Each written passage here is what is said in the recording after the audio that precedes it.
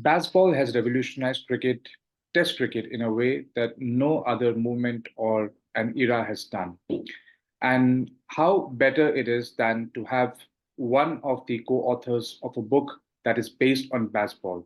Bazball, a revolution in Test cricket, which has been co authored by Lawrence Booth and Nick Holt. And today I have the absolute pleasure of having on this show one of the writers of that book, Lawrence Booth. Hello, Lawrence, and welcome to the SNS Cricket Diaries podcast. Hi, Siddharth. Thank you for having me on. Very much looking forward to our chat. Very good. So, Lawrence Booth is a British sports journalist, author, and a cricket writer for the Daily Mail and the Mail on Sunday, and he is the editor of the Wisden Cricketers Almanack since 2012. Booth has written, edited, or co-written 18 books, including Arm Ball to Zooter, Cricket, Lovely Cricket, Bazball, A Revolution in Test Cricket, and the last 12 editions of Wisden.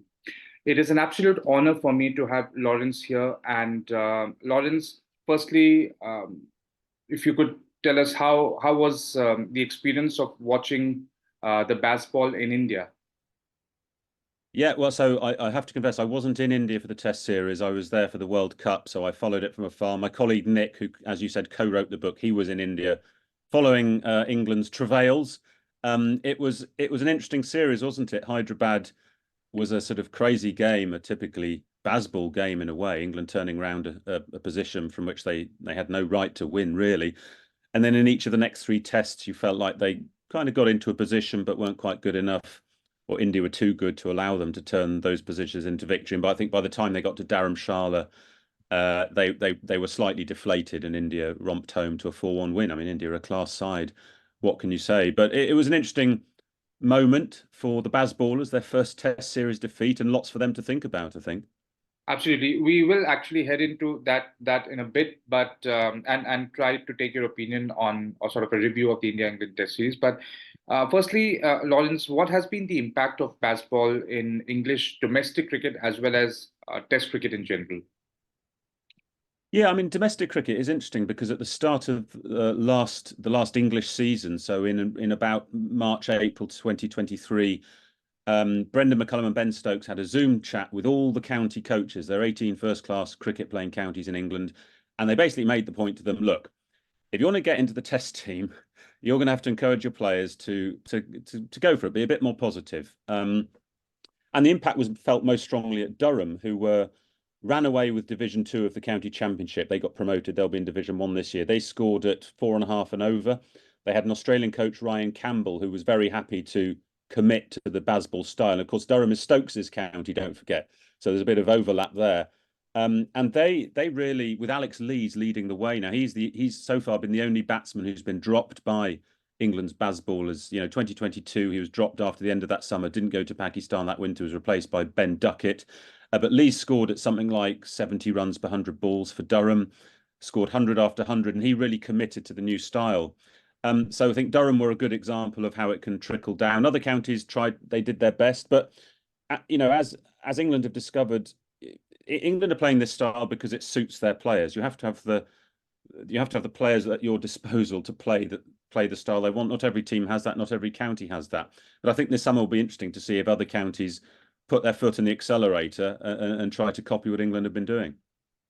Well, that's interesting, and the fact that you mentioned Alex Lees, it's some sort of a strange thing for me, Lawrence, that because when the whole Bazball started with the series against New Zealand, Alex Lees was quite at the center of it. He was giving some good starts to the team, and of course, yeah, he did not have a very good series against South Africa. But do you think that his dropping was sort of warranted, or was it a bit too early for him to get dropped? Well, McCullum and Stokes don't like dropping people. They want to give players as many chances as possible. One test too many rather than one too few would be their mantra. Let's find out what this guy's made of. They felt by the end of the 2022 summer that Lees had not quite kept pace with Zach Crawley, I suppose. I mean, Crawley still hadn't entered his, by his standards, his golden period, which has been the Ashes and the series in India, where he's played some very nice innings. Still needs to convert some of those 50s into hundreds, but has looked good at times. And so, no, I think it was fair. I think they felt Lees had to go back and prove himself, and he has done that for Durham. As I was just saying, he scored quickly, and this season he'll be against Division 1 attack, so that'll be interesting. But I think now Duckett and Crawley have got this thing going. at the top of the order. It's going to be hard to break those two up. And I don't think they're going to want to move Ollie Pope from 3 because he's the vice captain. I mean, he struggled in India after his remarkable innings at Hyderabad. So I think, it's almost harder to get to be dropped from this England team than it is to get into it. So I think Lees needs to score heavy runs quickly for another 2 seasons to get back in. So according to you, Lawrence, is there a conscious effort by the counties to ask their players to play in a certain way, and how does this impact players who have been traditionally brought up in a more conservative manner? Do the likes of Alistair Cook, the ilk of Alistair Cook, still exist in domestic cricket in England? Yeah, they do. I mean, Cook himself said that he, towards the end of actually probably as Bazball got going, he said, "I'm not sure I'd have been chosen for this team." And Stokes himself has questioned that. That's a crazy thing in a way. He's England's leading Test run scorer. I think counties will do what suits them best. In county cricket, it's a weird setup in England in a way where the counties they're their own entities. They're not simply there to feed England. They have a membership of their own. They have their own history, tradition. They want to win the county championship, the T20. That's their first goal. They're not necessarily going to take orders from England and say we will play a certain way, especially if they don't have the guys at the top of the order whose game is suited to that. Stokes and McCullum's only point was that, look, we're going to play this way for a while at Test level. Your best chance of breaking into the team or putting pressure on the guys in the team is to score at 60, 70 runs per 100 balls. I suspect once these two part company, there will be a levelling out again. It's hard to imagine that England will keep going at it at the same degree with the same intensity when Stokes and McCullum have gone. So maybe the old-fashioned opener will come back into fashion again then. But at the moment, those guys are having to bide their time in county cricket. Okay, interesting. So my next question to you, Lawrence, is that have the other teams tried to copy this approach, or are they hesitant because it doesn't yet reflect in the approach of the other teams? What do you have to say about that? No, I don't think so hugely. I mean, Stokes has gone out of his way to say that they're not trying to preach to the rest of the world how to play. It's just that this style of play suits this particular group of England players. And they were coming from a place where, the familiar stat, England had won 1 out of 17 under Joe Root. They were playing bad cricket and dull cricket, boring cricket. They were putting people off Test cricket. So Stokes and McCullum, in a way, had a free crack at it. They said, look, we're going to try and play more exciting cricket and see if that changes our fortunes. Every team will be at a different stage in their evolution. Every Test team, India and Australia, the two best Test teams going around at the moment, who contested the last World Test Championship final at the Oval, they don't need to copy England because they have a model that works for them. India, is at home especially, are virtually unbeatable. Australia, generally unbeatable at home, although India have had a good couple of results there on their last 2 tours, and West Indies pulled off a miraculous win at Brisbane not so long ago. But generally speaking, Australia and India don't need to do anything differently. They have a better group of players than England do. What England are trying to do is to get the best out of the players they have. They're trying to make them the best players they can be. I don't want to sound like a self-help manual, but trying to get the best out of the guys they have is what they're trying to do. They're not, England aren't saying we have found a form of Test cricket that is unbeatable. We have cracked Test cricket. We expect to win every game. They do not expect that. They just are trying to play a form of Test cricket that gives them a better chance of victory than previously happened. And even after the 4-1 defeat in India, Stokes's record is 14 wins and 8 defeats, which gives him a win percentage better than any other England captain in history, bar Douglas Jardine and W.G. Grace. So he's still doing okay. I know that England has been the subject of a lot of mockery on social media, the Indian fans saying Bazball's dead, etc., and so on. But that's not the case. They've just been outplayed by a better team in India. And as I said at the start, maybe 1 or 2 of those games could have gone differently had England been a bit cleverer in key moments. Yeah, how the Indian media is Lawrence, and we'll come to the series again in a while. But my one interesting question that I had in mind is that, so when we talk about the Bazball approach, not preaching others, how, in light of this, how do you see Ben Duckett's comment when this left-hander Jaiswal scored a double century, and he scored it at a fair clip, And Ben Duckett said that it's good that certain other cricketers are learning from us, which actually got a bit of a flack from the English media itself. Yeah, what do you have to say about that comment? Yeah, I mean, that was obviously a silly comment. I mean, there's you can't defend that. Jaiswal was outstanding. He was the player of the series. He hit almost as many sixes by himself as the entire England team did. Two double centuries. I mean, these are ludicrous figures, beating Kohli's record and up there with Gavaskar and so on. So no, look, Duckett. I mean, I quite like Ben Duckett because he says silly things and he goes for it and he is fully bought into the Bazball style. And Bazball is, we'll get onto this, I'm sure, but it's essentially a state of mind. It's an attempt to do things differently. And if you don't believe in it as a player, you won't succeed. You have to kind of go full in and believe that what you're doing is going to succeed. And sometimes they might come out with silly statements like Duckett did on Jaiswal. I mean, Ollie Robinson has wound up the Australians last summer by saying that the defeated Edgbaston felt like a win. I almost made that mistake myself there, didn't I? Thinking of it as a win. So the England players, they're not totally averse to saying silly things. That is clear. But I would say in general, having attended most of the press conferences over the last couple of years, in general, the mood is, look, we're not trying to lecture other teams. There'll be one or two outliers who will go away from that message, as Duckett showed. Yeah, interesting. So when you talk about Lawrence, I mean, who better than you, who has co-authored a book on baseball, to talk about it? So when you say, Lawrence, that it's more of a state of mind, in light of that, how do you see the series that just took place? Would you categorize as baseball as being a failure in India? And what is your general take on the series that went? Um, I think there were two separate strands for why England lost in India, and one of them has nothing to do with Bazball, and the other one is probably related to Bazball. The non-Bazball factor is that India are virtually unbeatable at home, and we all know they haven't lost since England were there in 12-13, so over a decade. No amount of positive thought and Bazball philosophy will close that gap, especially when. I mean, look at the two spin departments. When Jack Leach was injured, England's only experienced spinner after the first test, England were basically tackling Ashwin, Jadeja, Kuldeep Yadav with guys who'd barely played first-class cricket. Tom Hartley, Shoaib Bashir, Rehan Ahmed, and Joe Root had to come into the mix as a kind of part-time spinner. So that was men against boys, let's face it. I always thought at the start of the series that England didn't have a hope. I thought 4-1 was quite likely. I thought 5-0 was possible. Hyderabad was a turn up for the books. I mean, that was a once in a lifetime win. 190 behind on first innings. India simply don't lose those games at home. The second reason I think is that, and this is more to do with Bazball, is that, and it goes back to what I said about a belief system. I think towards the end of the series, England lost their belief that they could beat India. And we saw that in particular with the way Ben Stokes played towards the end of the series. I mean, he was all over the place, especially against Yadav, hanging back, not getting fully forward. He made a comment, I think, after the Ranchi tests that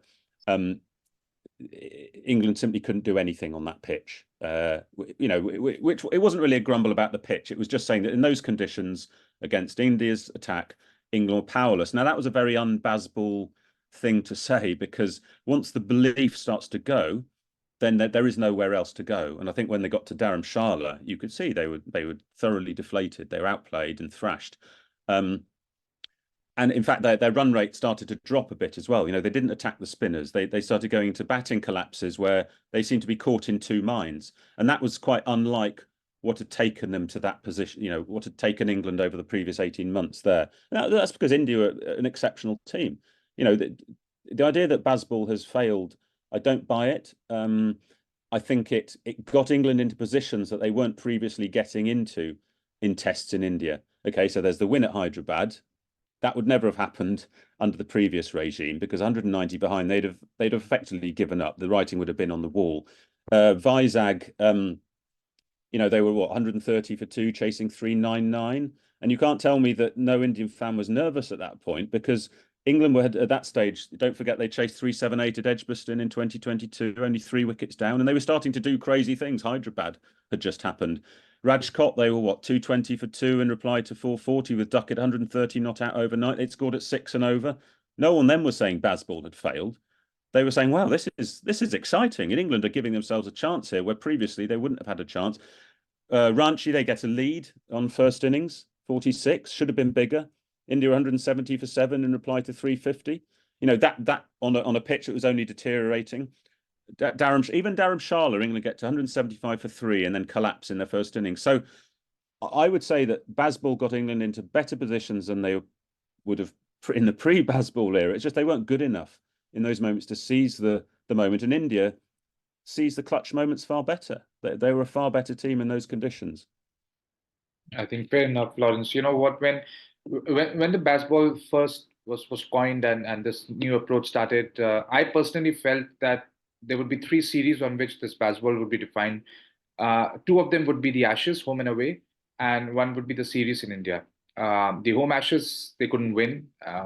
In India series they've lost, so the one series that's left is down under. Because otherwise, if you see Lawrence, England generally wins all the other series. I mean, even if you talk about, yes, of course, for some strange reason, West Indies is sort of sort of a strange thing for me to see that England just don't win in the West Indies, whereas all the other teams that go to the West Indies defeat them, and especially in an era where West Indies have drastically declined. But if you look at it, otherwise England do win home against all other teams, even including India. We haven't defeated England since 2007.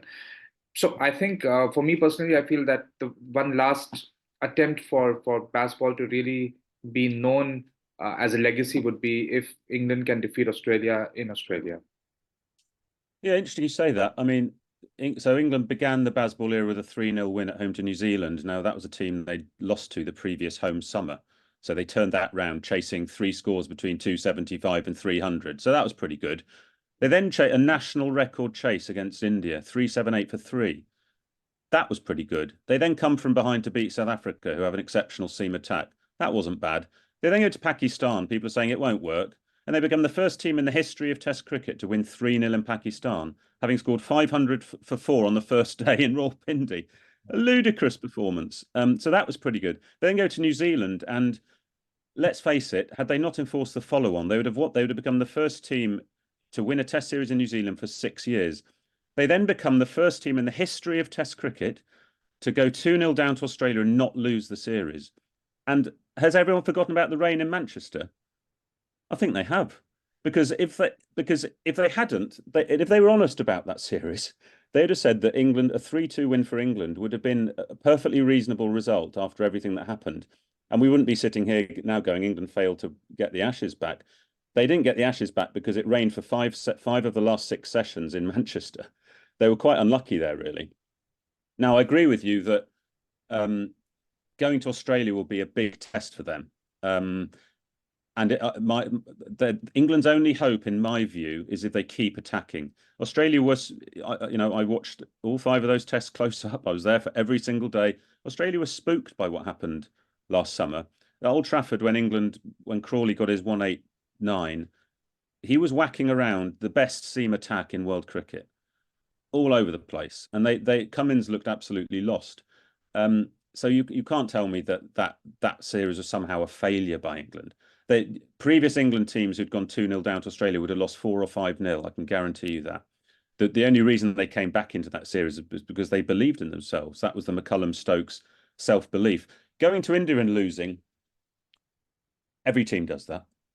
That is not that was no surprise. I mean, England were not going to beat India with the team they had. They were going to blood young players. I mean, losing Harry Brook was a big blow.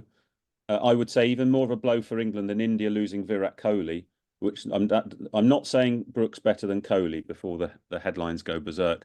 I'm simply saying that England could absorb the loss of Brook less easily than India could absorb the loss of Kohli, because India's strength and depth is so strong. And by the end, India were experimenting almost with their middle order to see who was the next cabs off the rank. So to me, also, you talk about the Bazball's legacy. The legacy has already happened to a degree in England because more people are talking about Test cricket than previously. People are excited by what they've seen. They were bored witless by what they saw under Root and Silverwood as a captain and coach. And they're now talking about Test cricket again. The tickets for the home summer test against West Indies have sold out in January. Now that's against West Indies. That never happened previously, and that's because the British public, who by the way are not universally a cricket loving public, they're a football loving public. Cricket always has to fight in this country for space. The Bazballers have got people talking in England about Test cricket again. So I think perhaps in different countries we'd have a different perspective on what constitutes success or failure. In England, having followed English cricket for 25 years, I can tell you it feels like a success because people are talking about it. It's not like India where you take it for granted that people talk about cricket, and it is the number one sport, and it is an industry in its own right next to Bollywood. You know, it's a thing, it's a phenomenon. Cricket isn't like that in England. We have to try and do different things. So yeah, look, if they win in Australia, then Stokes is on a pedestal forevermore. But in the meantime, they've got lots of tough series. You know, I expect them to beat West Indies and Sri Lanka at home, but then they go to New Zealand and Pakistan again this winter, or the other way around, Pakistan then New Zealand. Those aren't easy tours. And then they've got India at home next summer, and I think that'll be a big test as well, because though you made your point that India haven't won there since 07, but England, you know, didn't win the last home series against India. It was 2-2. So England will want to win that to show that just as India can beat England in their conditions, so England can beat India in their conditions. So that's a massive series, and it's not preparation for the Ashes. It's a massive series in its own right. I agree. Look, if England lose that series and then get thrashed in Australia, then you know you can look back and go, well, they gave it a good shot, but it didn't work out. But at the moment, my feeling is Bazball is still in credit big time. It's 14 wins and it's 8 defeats, and that's better than one win out of 17. Fair enough. Fair enough. You know, you mentioned about different countries, Lawrence, having different parameters for success and failure, and you mentioned the fact that we drew the series against England last time, which actually happened over a period of 2 years because of COVID. Yeah, and the last test, the fifth test, not being played at its scheduled time. And just like to tell you that during the time between the end of the fourth test and the fifth test, which happened the next year, when we were leading 2-1, a lot of many sections of the Indian media like to believe that we have actually won the series 2-1. So Sure. it's like that, you know, how we regard success. So anyway, yeah, that's fair enough. Points that you have mentioned about the different ways in which England has had success, and even during the drawn series against Australia. Taking the conversation forward, Lawrence. So of course, as my viewers would know, right at the beginning of this show, I said that Lawrence has co-authored a book along with Nick Hole called Bazball, The Inside Story of a Test Cricket Revolution. And Lawrence, please tell us, how did the idea germinate in your head to write a book about it? Well, it was Nick's idea really at first. I mean, we were at Trent Bridge in 2022. England were chasing runs against New Zealand, and Bairstow came out after tea. I don't know if you remember, and whacked them all over the place. They got their last 160 runs off 16 overs, so 10 and over, and it was clear that something was happening. They'd won the first test at Lords, but in relatively conventional fashion. You know, they weren't going at 4 or 5 and over. Root and Folkes were the two guys who got them over the line there with a relatively conventional partnership. And so Nick thought, well, let's see how this develops. And then he and I were both in Pakistan that December for England's tour there. And we had long evenings in Multan. There wasn't much else to do. And we got talking about whether there might be, you know, if England win this series, might there be a book, a story to be told? They won it 3-0 with some, you know, some quite stirring cricket. And then we got to talking and thought, well, you know, if it's a good Ashes series, that there may well be a book. But of course, because of the timelines, we had to turn it around quite quickly. So we had to write about 80% of the book before the Ashes, and then hope that England weren't thrashed in the Ashes. And so we then, after the Ashes finished, we had about a fortnight to turn around the Ashes chapters. And it was our good luck in a way that the Ashes series was such a captivating one. You know, England coming from 2-0 down, and all the discussion about whether Bazball was working. And so by the end, we were sort of relieved. You know, I don't barrack for a team in the press box. I kind of look for the best story. But I must confess, I was relieved that England won that last test at the Oval, because I knew that it was important for the book. It's purely selfish reasons, I'm afraid. And 3-1 to Australia would not have been good news for the book and the Bazball story. So it was kind of a bit nerve-wracking. Even on the last day, you know, Australia it was raining at tea time, I think, and they needed another 100 runs with 7 wickets in hand. And you thought, well, that's not a bad equation, actually. They could easily do this. And then, you know, we had one of those famous finishes that you get at the Oval sometimes. So it was good fun. It was nerve-wracking. We talked to all the players. Actually, apart from there were 24 Bazball players at that stage, and we interviewed 22 of them. Stokes did agree initially, then decided not to at the last minute. And the other guy, weirdly, who didn't talk to us was Matt Parkinson, who's easily forgotten, who was a concussion sub in the very first Bazball test at Lords. But all the other 22 gave us great interviews. They were all enthused by what was going on. And I think talking to them gave you a sense of that something was happening here.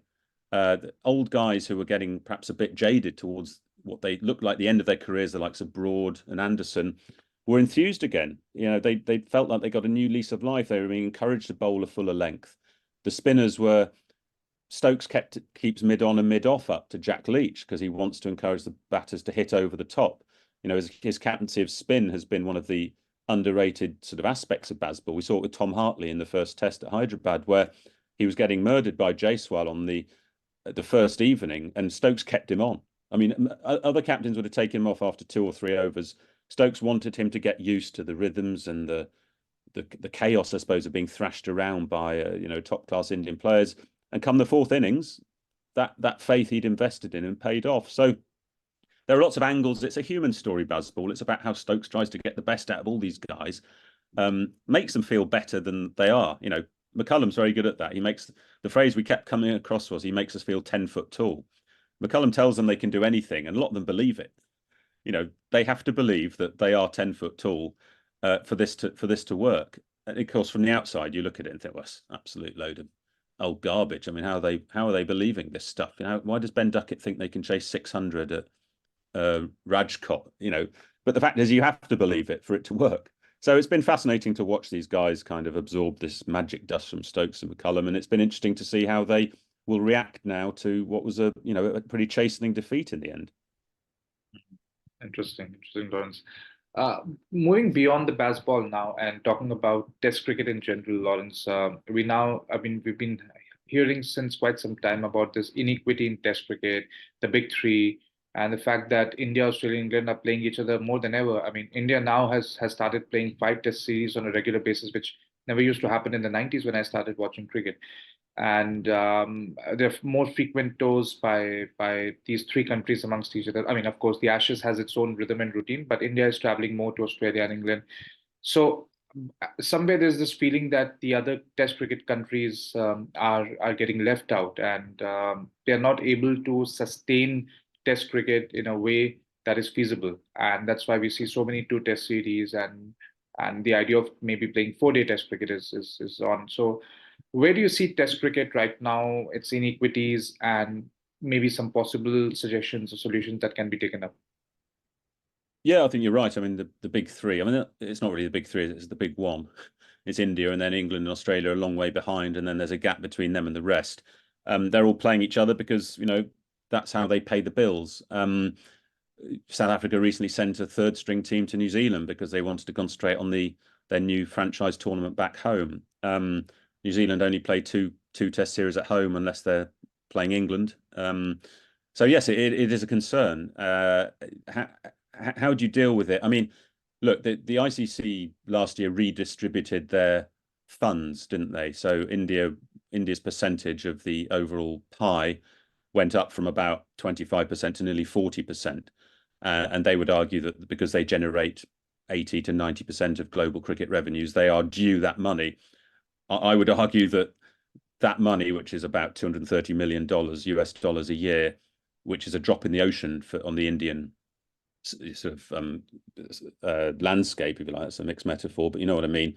I would argue that money would be better divided between the countries that are currently struggling. So perhaps invest in a test fund where the likes of West Indies, Sri Lanka, South Africa, New Zealand can commit to 3 Test series, and we can keep Test cricket going because no one denies the positive impact that T20 has had on the world game. It's brought more money in. It's probably brought more fans in. TV deals are going through the roof, but it will be at the expense of the longest form of the game. And to me, cricket would lose a certain balance if it was only 20 overs. I like the fact that you can play, that someone can be a stodgy opener like Alistair Cook and make a career in Test cricket, also be a David Warner who can do both. I like the fact that there's a room for a 6-hitter and a blocker. Cricket, to me, is a richer sport for being varied. So we threaten Test cricket at its peril. I think it's simply a question of we need a kind of cricketing socialism.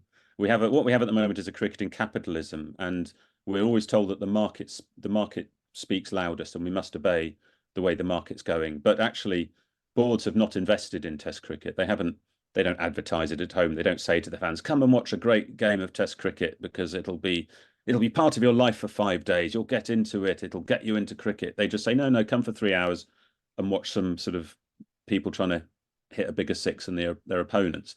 That to me would be a shame because it makes cricket one-dimensional, and the money can be spread more easily.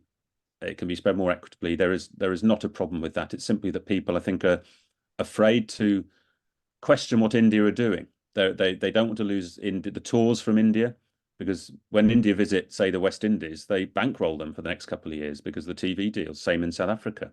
No one wants to upset India, and I do get that. But I wish everyone stood up for themselves a bit more. I wish India didn't just kind of focus on their patch, because cricket will be boring. India will find this. Cricket will be less interesting if a country stop playing cricket. You can't just have the IPL for 6 months a year. Well, you can probably, but it will be a less rich sport in my view. So I think if there is a will, then there is a way to save Test cricket. But at the moment, it's that no one is going about it the right way, and the ICC are beholden to their members. The ICC can't do anything more than hope that their members make the right decisions for the benefit of cricket as a whole. So I'm kind of, the idealist in me is optimistic, but the realist in me is probably a bit more pessimistic, I would say.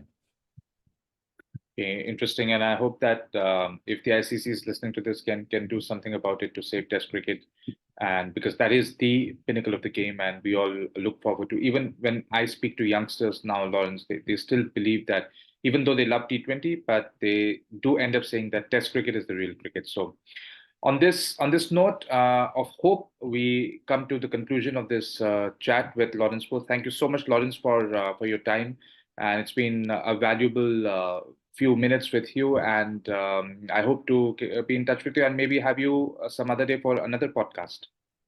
Thank you for having me, Sadat. It's great fun, and yeah, be very happy to come back one day and we can discuss how India tweaked Bazball's nose again in England next summer. Great. Thank you, Lawrence, and thank you to my viewers for watching this. Until the next time, see you. Bye.